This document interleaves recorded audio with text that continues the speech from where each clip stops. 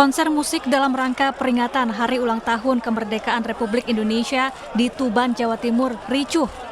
Dua kelompok pemuda yang asyik berjoget tiba-tiba bentrok. Mereka baku hantam dan saling melempar botol. Ribuan penonton pun membubarkan diri. Polisi yang datang ke lokasi langsung mengejar para pelaku dan menangkap sejumlah orang yang diduga provokator kericuhan. Akibat peristiwa ini, sejumlah orang terluka. Penonton konser yang dihadiri band Leto ini pun kecewa. Cukup kondusif sih, cuma yang akhir-akhirnya agak ricuh ya? Iya. Tawuran atau gimana? Saya kurang tahu sih, cuma ada yang kejar-kejaran sama polisi. Oh gitu ya. Oh, berarti disayangkan gitu ya? Iya, tapi sudah cukup. Itu sih, pengamanannya lebih diperketat lagi aja. Setelah polisi tiba di lokasi, konser musik kembali dilanjutkan. Dari Tuban, Jawa Timur, Pipit Wibawanto, iNews melaporkan. Kita awali di sore dengan informasi sebuah rumah berlantai 2 di Cengkareng, Jakarta Barat terbakar. Diduga kebakaran akibat korsleting dari penanak nasi yang ditinggal pergi penghuni rumah.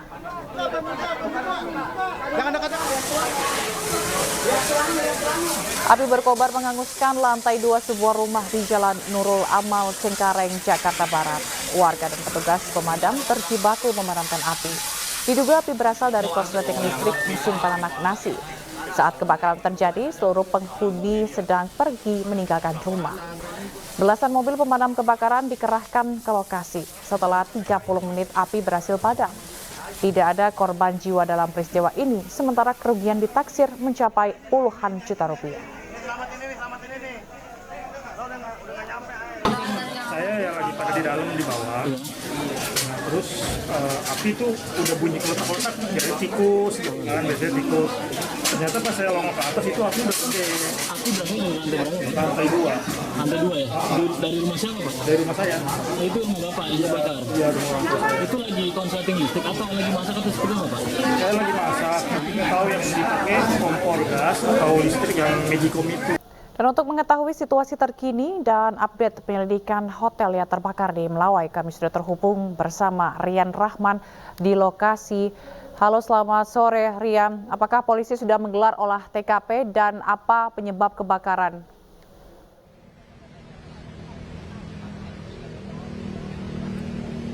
Baik Zila maupun pemirsa yang ada di rumah, saat ini saya sedang berada di mana tempat kejadian perkara kebakaran hotel di kawasan Panglima Polim ataupun di Melawai, Jakarta Selatan. Saat ini tim Inafis dari Polres Jakarta Selatan dan tim Puslapfor Mabes Polri telah datang di TKP untuk menyelidiki lebih lanjut terkait apa penyebab pasti kebakaran yang mengakibatkan hotel ini sehingga menyebabkan 3 orang meninggal dunia. Saat ini saya juga masih menunggu untuk konfirmasi dari pihak kepolisian atas penyebab kejadiannya terbakarnya hotel di kawasan Melawai, Jakarta Selatan ini. Diketahui kejadian terbakarnya hotel ini pada pukul 11:30 malam tadi dengan menurunkan puluhan unit pemadam kebakaran sehingga yang menyebabkan meninggalnya 3 orang penghuni hotel ini. Sekian Zila. Baik, lalu apakah ada tindakan lanjutan begitu dari pihak kepolisian? Apakah akan memeriksa saksi-saksi lagi atau seperti apa?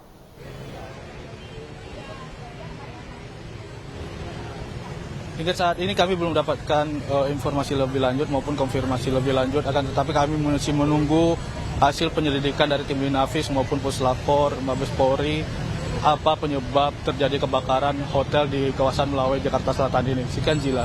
Baik, kalau dari saat ini di lokasi begitu gelar olah TKP, bagaimana situasi di lokasi? Apakah banyak orang yang menonton begitu atau lalu lintas padat atau seperti apa, Rian?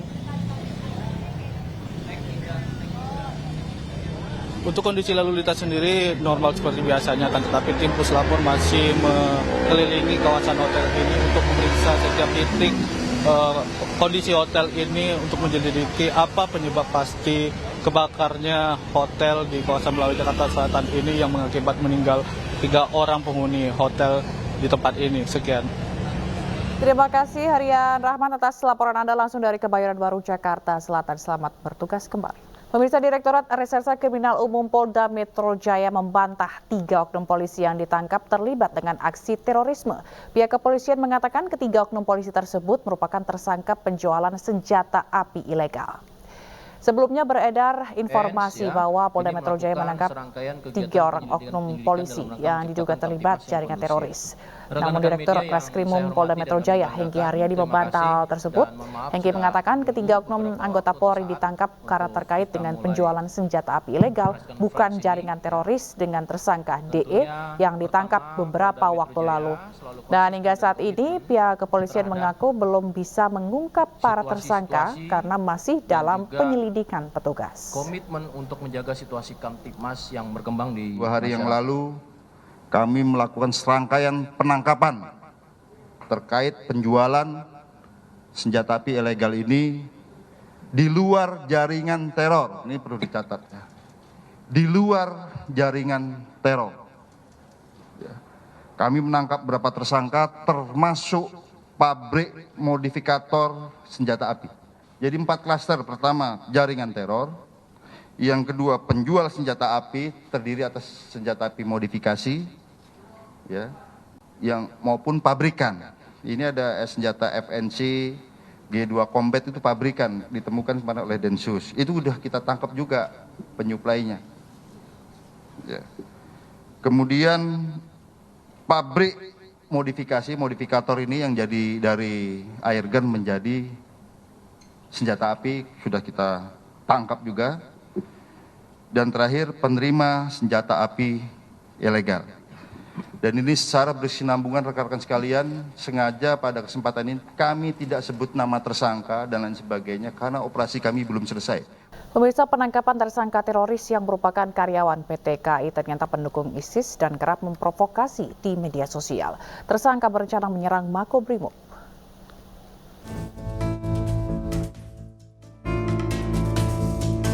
Karopenmas Polri dan Densus 88 Anti Teror menjelaskan tersangka teroris DE merupakan pendukung jaringan teroris ISIS. Selain itu, DE juga aktif melakukan propaganda di media sosial. Tim Densus juga menggeledah rumah tersangka teroris yang berada di Bandung, Jawa Barat. Total sebanyak 16 senjata api ditemukan, 11 senjata laras pendek, dan 5 sisanya adalah senjata laras panjang. Selain itu, Polri juga mengamankan sejumlah magazin dan amunisinya. Ada 16 pucuk senjata, 11 laras pendek dan 5 laras panjang ya. Jadi saya ulangi, ada senjata yang rakitan dan ada yang senjata yang pabrik ya.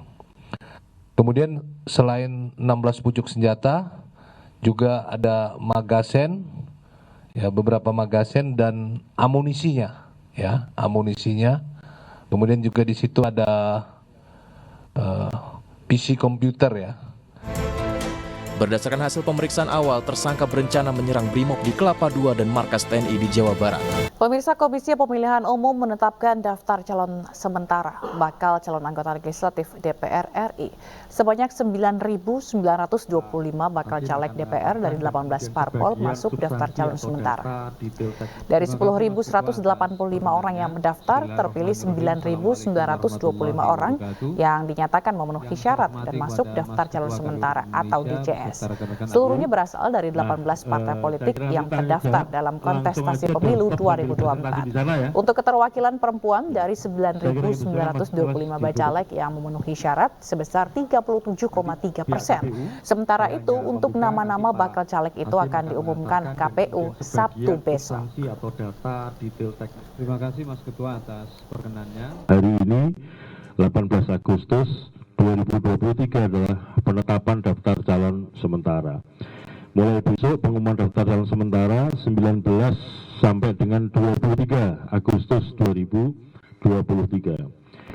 Selanjutnya, sejak diumumkan besok tanggal 19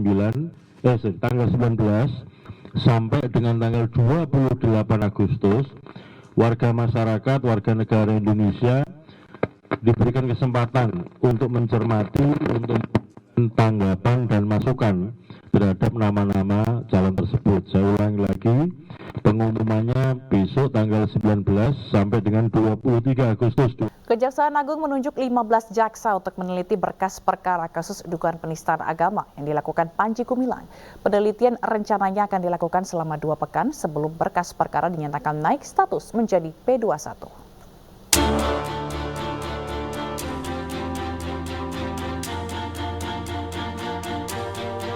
Kejaksaan Agung telah menunjuk 15 jaksa untuk ditugaskan meneliti berkas perkara terkait kasus dugaan penistaan agama yang dilakukan pimpinan Pondok Pesantren Al-Zaitun Panji Gumilang. Ke-15 jaksa diberikan waktu 14 hari sebelum Kejaksaan Agung menyatakan berkas perkara lengkap dan kasus berlanjut ke proses persidangan. Sementara itu, Kejaksaan Agung hingga kini masih mempertimbangkan lokasi persidangan tersangka Panji Gumilang dengan melihat aspek keamanan. Sebelumnya, Direktorat Tindak Pidana Umum Bareskrim Polri telah menyerahkan berkas perkara Panji Gumilang ke Kejaksaan Agung Rabu lalu. Hal itu dilakukan usai tim penyidik menyatakan berkas perkara sudah lengkap setelah memeriksa 41 saksi serta 18 saksi ahli. Dari Jakarta, tim liputan iNews melaporkan.